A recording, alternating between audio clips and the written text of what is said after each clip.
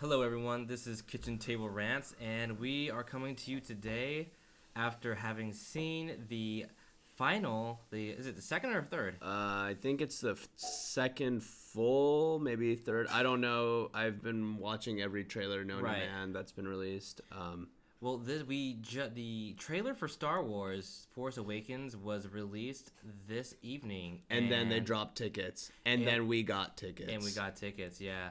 I actually have tickets now to go see it on Thursday, December 17th, as well as Friday, December 18th. So I'm pretty both at the ecstatic Chinese about theater in IMAX. in IMAX 3D. It's gonna be quite the experience. If I recall, some of my favorite movie watching experience have included Pacific Rim in IMAX 3D, which was just a beautiful thing to watch. Is this in 3D? I don't know if it's in 3D. I'm pretty sure it's in IMAX 3D. I don't know if this theater is 3D though. I think Chinese theater? it's 100% IMAX. I don't know if it's 3D. Regardless, I don't know. I will Doesn't double check matter. later. Anyway, but so we're gonna give you our thoughts, do like a brief rundown of what we saw in the trailer, what we liked, what we didn't like, what we're confused about, and then just some general thoughts after that. We've watched it at least 30 times. We've seen it at least that many times for sure. We've analyzed it at some detail. I'll probably watch it again. I'm at gonna least watch 10 it. times before we. Dude, this video needs to be at least like 3, 4, 5 million by tomorrow, just from us. Probably will. I mean, I'm probably gonna put in at least 1 million. I'm putting it on my phone too. I just got the iPhone 6s Plus. I'm definitely gonna throw this on my phone just to see how it looks. And Product so I can watch placement. it. Pay us, Apple. Apple. Anyway, yeah, let's go ahead and jump into the trailer. So the first thing we see is sort of a continuation from the last trailer we saw. We see Rey is scavenging through a fallen Star Destroyer that's in the middle of this desert-like planet called Jakku. Jakku. So not Daisy, but Rey is just kind of exploring this ship, and we get a voiceover from her. Kind of confused, doesn't really know who she is. She says that she's no one. So just from that, you're able to see that she's just this character, just been roaming around the planet, just surviving. It's just herself and a droid. Seems sort of familiar with certain characters from the prequels and original trilogy. So we have some similarities there. Obviously, a setup. Yeah, and then we switch to Finn, John Boyega's character, who's a stormtrooper. Who, for whatever reason, we don't know his motivations yet, but he runs away and steals a TIE fighter that gets kind of shot out of the sky. Right.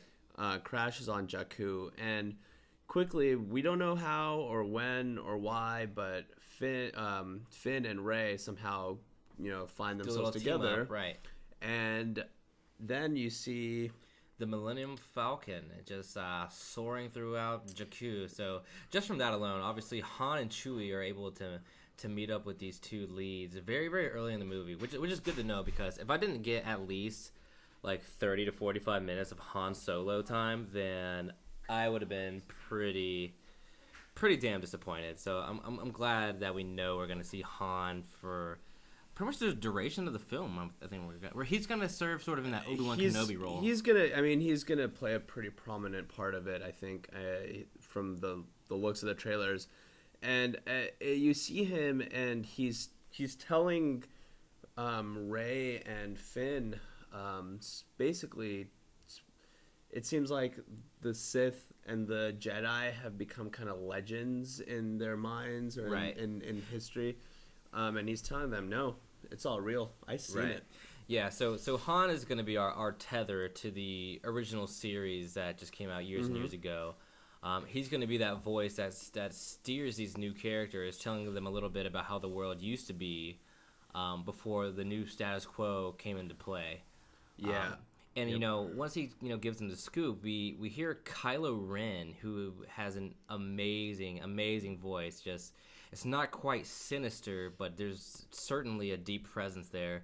And it seems he's styling himself after Darth Vader, and him and his forces are trying to continue the plans that the Sith had in place way back when. So I don't know if he's trying to make a new Death Star or what he's really trying to do. We don't know if he's an actual Sith Lord or what he is. We do know that he seems to have recovered Vader's helmet. His crushed helmet. It's kind of melted, crushed. Right. And he's leading these New Order forces, which is remnants of the Empire. Right. So he's in charge of these guys, and we don't know what he's doing, why he's doing it. We just know his motivations lie from Vader somewhere. Exactly. And then you go into some pretty awesome battle scenes. Yeah, we get about battle scenes. 3 big ones. We have the one in Jakku. There's another one that's in a world that's surrounded by like a pretty lush green forest, and then we have Some one lakes, that's predominantly ice and snow. Reminded me of Hoth. Yeah, it definitely it could have been Hoth. We never know. Like it might be. It could be. Hopefully. I think it will be. Maybe. You know, just, We'll see. Why not? Why bring a new world of? They already brought ice? Jakku in. Everyone thought it was Tatooine before they released it. This is true. So granted, it might be another world. But I mean, I have to say, those battle scenes, the shots in this trailer were awesome. I was super excited for them. And as great as they looked, I mean, the most impressive thing about it was the score. Still. Oh, dude, John Williams knows. They knew exactly when to cue the perfect music for each scene. Right. Yeah, so in these scenes, you see Poe Dameron, Oscar Isaac's character, a couple of times. One time you actually see him, looks like he's getting tortured. By Kylo Ren, Ren. He seems to be doing some sort of, like, just extracting information from his mind or something. Yeah, it's something's just a painful going on. procedure. And then in another scene, you see him kind of give a bump of encouragement to Finn. Looks like they're going on a raid or something. They're in some sort of rebel base. But I'm super excited for the battle scenes. They look like they're going to be really cool. Yeah, they do. One thing that we saw was Finn seems to be going up against Kylo Ren in the Hoth type world, and it seemed to be at night, probably after the battle had already ended. And when you see Kylo, you see him from the back, and his helmet that you see him in for the majority of the trailer so far is removed. So I don't know if he willingly took that off. It was knocked off in the battle, and he was coming on his own into the camp. But he seems to be going head-to-head with Finn, who has acquired a blue lightsaber. And I don't know where he got it from, probably from either Han or Leia. But you have this amateur wielding a lightsaber for the first time. He about to get wrecked. Yeah, I mean, you see Leia in it for the first time. That Carrie Fisher, very briefly, she's in it. We still haven't seen really Luke, besides that one kind of scene where his hands in the first trailer. He's just kind of caressing R2, just like it's been so long. Yeah, but we still haven't really seen Luke, but we know he's in there somewhere. Do you think we're gonna get C-3PO? We better get C-3PO. I'll be really mad if we don't. Yeah, I would be mad too. I'm sure he'll pop in there at some point. New paint job, maybe? Yeah, something. Yeah. But who else? Oh, I'm just excited. Chewie's in there. Yeah, Chewie's in there. Oh, that's what I was gonna say. Somebody who is near and dear to Rey, Daisy Ridley's character, gets killed because there's a very clear scene of her crying over something. Maybe it's the droid. Maybe. You were speculating it was Chewie for some reason. I thought I saw something like furry. I mean, for all intents and purposes, it could be Han. But the scene with I'll be so mad if they kill Han. Yeah, the scene with Leia holding Han, it kind of seemed like they were saying it was like their goodbyes to their daughter, who I'm speculating to be Rey. That's kind of what that scene looked like to me. We'll see in a few months, but that's what I think it is. So yeah, that was the gist of the trailer. Some very, very awesome shots. You can kind of see where like the practical effects come into play. And it looks fantastic. Yeah, it looks like a video game. I mean, I think it's gonna be the perfect amount of CGI and the perfect amount of practical effects mixed in there. It doesn't look cheesy. Like, agreed. Yeah, it doesn't look cheesy at all. It looks great. I'm the most excited so far just to kind of see these characters, Rey and Finn, develop. This is basically like the hero's journey, if you've ever read about that story.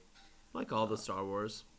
Right. I mean, there's these kind of blank slates. They don't really know who they are. Like, Finn is definitely like a fractured person. Like, he doesn't have any... He's lost everything, it seems. Right, like, yeah. Judging by the voiceover.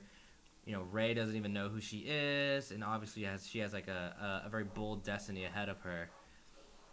If she does turn out to be, Han's daughter, like we all think she is. So, yeah, I mean, I'm just interested to see where these paths I'm just really, really happy none of these trailers have given away too much.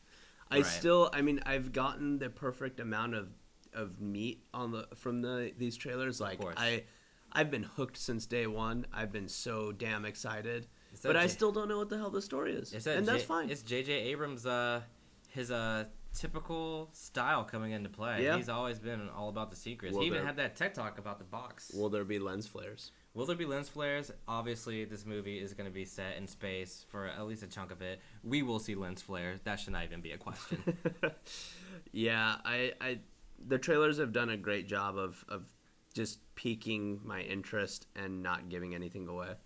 And I cannot wait. December 17th cannot come soon enough. It cannot. My plan is to see it in the Chinese theater twice. I want to see it at the Dome, which is a very interesting style of theater format to watch it in, at the ArcLight Hollywood. And after those two, wraps around you. Just wraps around everywhere. Besides those two, like, I'll see it in any other kind of format, regular, just, real D, 3D. After IMAX, I mean, does it get better? I'm probably going to see it at least 10 times. I'm going to go for 6. Unless it's just not good. Unless it's not good. That's not I will be heartbroken. I don't think it's an option. I will break down and cry. You have this on record. The world has this on record. Yeah. If this movie sucks, I will break down and cry. Well, I think if it sucks, you won't be alone. You have, like, the entire rest of the planet. You heard it here first. Eric will cry with me. Yeah, and I'm only allocated 2 cries per year, so I don't want to use mine on Star Wars. But what if it's tears of joy? I have unlimited tears of joy. I only have 2 tears of sadness that I can use per year. Well, let's hope they're tears of joy then. They can't be. I have a limit. Well, yeah. You just said you had unlimited. I don't want to waste my tears of sadness. I want to waste them for good things, like sad inside real out sad things. Or real things, whatever. Rest in peace, Bing Bong. That's about all I have for Star Wars. As more information comes in, I'm happy to dig into some theories, predictions, and kind of figure out what we think is going to happen for not only this movie, but the other 2 that are going to be in the trilogy, as well as the spin-offs, Rogue One, Boba Fett, all the rest. Boba Fett. Also, I think there's a Han Solo-driven spin-off. Yeah, young Han Solo. Yeah. So we'll see how those ones go. I'm excited for them. I don't know how they'll turn out. Hopefully they don't turn out bad. They've got some pretty good directors. They have Colin, what's his last name? Trevor or something like that. He did Jurassic World. You have Ryan Johnson. I'm just worried that they're gonna dilute it a little too much. I mean, you know what? We've been without Star Wars for so long. Throwing spaghetti at the wall, hoping some of it sticks. I think that they have a plan. I mean, it's Disney. This is the same. They have a plan, but I don't know. Yeah. We'll see. I'm excited for it. I'm excited for this one especially because it looks awesome. Star Wars. It's the first of many to come. Yeah, you can never. I can't wait. I don't think I'm gonna sleep until December. Oh God, that's 2 months of no sleep. I know. No, 2 months. What if I fall asleep in the middle of the movie? I don't think you will. Just do crap. How ironic would that be? I don't know. That would be the worst thing. Just I'll probably just inject caffeine straight into my bloodstream. That's what I do. Yeah. It's worked out for me. I'll snort whatever you can caffeine laced workout stuff inhale is. My pre-workout, and then you'll be fine. Yeah. I'll probably have a heart attack midway through the movie. Not even midway, just immediately. As soon as the word Star Wars come on the screen. That would not be a good way to go. Or the best way to go. That would be my last thing I see. At the very end. You just die at the very end. No, I need to see this trilogy through. Oh, well, there you go. Well, then you can't die. Okay. You have to wait. Confirmed not dying. All right, guys. That's a wrap for our review of the trailer. If you want to follow us on Twitter, the handle is @KTR Podcast. We're also on SoundCloud, YouTube, and Facebook. So like, subscribe, and follow, and we'll talk to you guys soon. Bye.